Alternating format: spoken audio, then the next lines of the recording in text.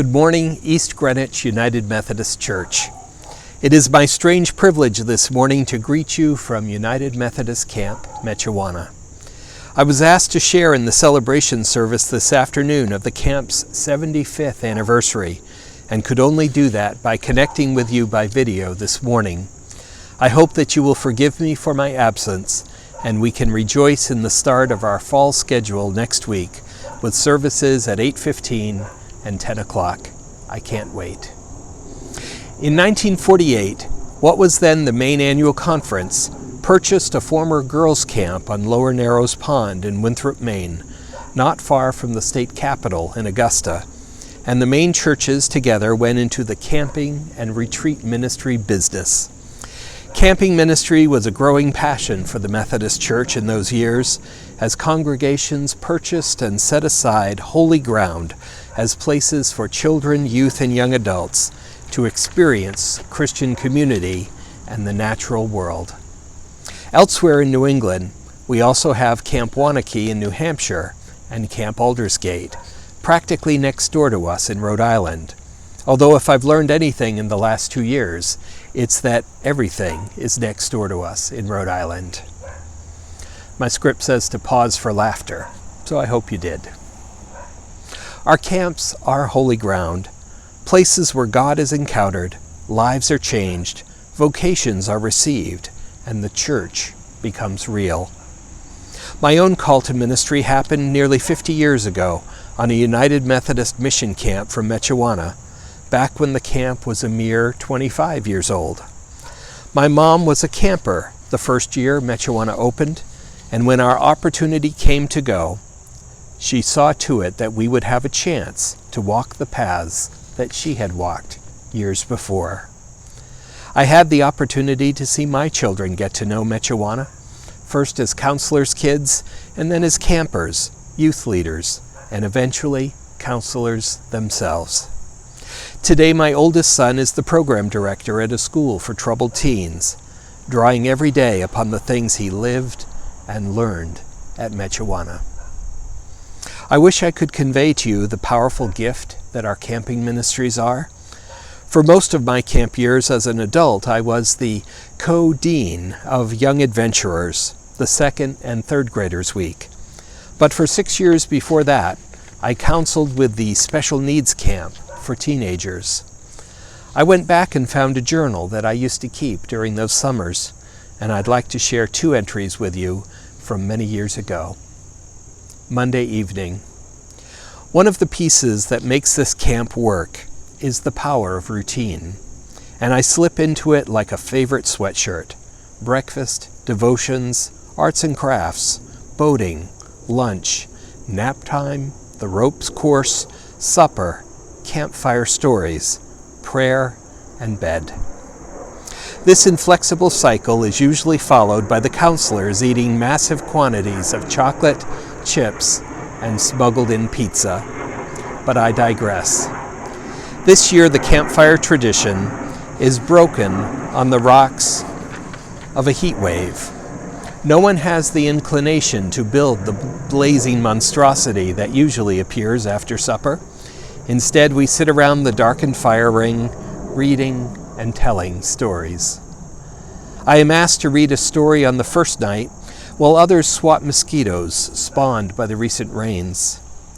The storybook is about creation, the theme of the week, and is one of my own son's favorites. It tells how God went to extreme effort to create each of us just the way we are, and to put us in just the right family, where we could learn about heaven and experience God's tenderness. The book makes perfect sense when I read it to my own sons in the warmth of our family, their perfectly formed faces, bodies, and minds staring back at me. What does it mean, however, when read in the midst of this setting, in which minds are isolated by autism, bodies are spastic and unpredictable, and brains are gripped by seizures? What does the language about family mean to those gathered from foster care, placements related in part to their great needs, and in some cases, a history of abuse?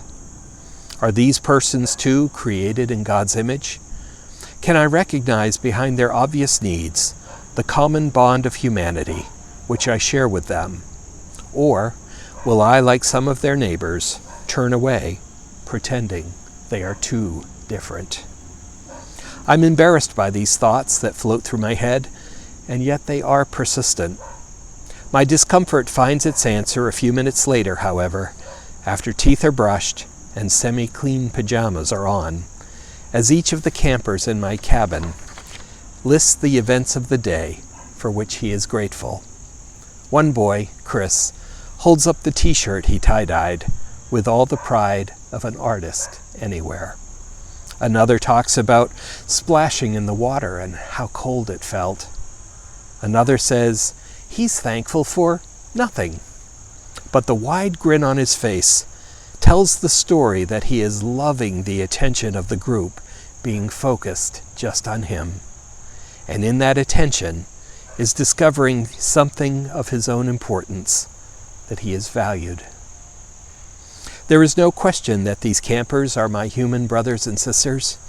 They, like I, are created in the image of the same God. Their capacity to love and encourage and endure far exceeds my own. They are God's children, part of God's creation. And I see in their eyes the same spark of life and humor and compassion that I see in my congregation every Sunday. There is no question that they are part of the us and the we of the Lord's Prayer. Friday evening. My camp week comes to an end far too quickly. Tomorrow I will be saying goodbye to these persons who are so special to me.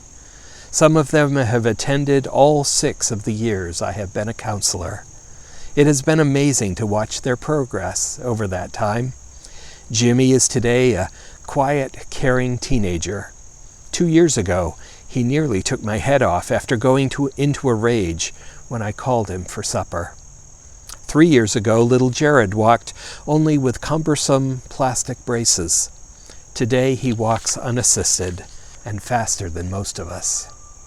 Their progress is slower than some of the children and youth that we know, but it is unmistakable growth. They are becoming stronger and more aware and more under control with the passage of time. The sad exceptions, of course, are the few whose conditions are more than simply handicapping, but progressive.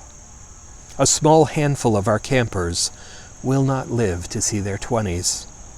In the meantime, their increasing capacity to enjoy the world and recognize their place in God's creation is a privilege to witness. The preciousness and fragile nature of these lives is much appreciated by all of us. This afternoon at swimming time, Sherry went into a seizure while throwing a ball back and forth with me. At first I thought she had unexpectedly dived under the water, but as she drifted under the dock, it became apparent that she was in crisis. I pulled her out right away and carried her to the nearby beach. The lifeguard and others were there immediately, and in a few minutes she was conscious again, though sleepy. The moment made me ponder once again that Jesus taught us to pray in the first person plural. It's not about me or about her, it's about us. Sherry can experience this week because there is an us. Counselors to guide, lifeguards to watch, New England United Methodist to fund the camp and its ministries through mission shares, and her family, which surrounds her with love, not for a brief 6 days as we do, but for her lifetime. Tonight ended with the annual Special Needs Talent Show. My cabin was well represented with a group skit, 2 singers, and a stand-up comedy routine. Joe does the same stand-up routine every year, and he always tells the same 2 jokes. The funnier of the 2 asks, "Why didn't the skeleton cross the road?" Because he didn't have the guts. It's always the inevitable answer, and every year we laugh louder than the year before. Give us this day our daily bread. In these moments and in this place, God has bread for our bodies, bread for our souls. We have experienced the first person plural of the gospel. Even as we go our separate ways, we will stay connected through this very special place and time. Amen. May God bless you, my East Greenwich brothers and sisters, and may God fill you with a sense of accomplishment for supporting camping ministries for so many years. You have touched many lives, including mine, during that time, even when we were strangers to one another. Thank you for that gift. May God's peace be with you, and I look forward to seeing you next Sunday.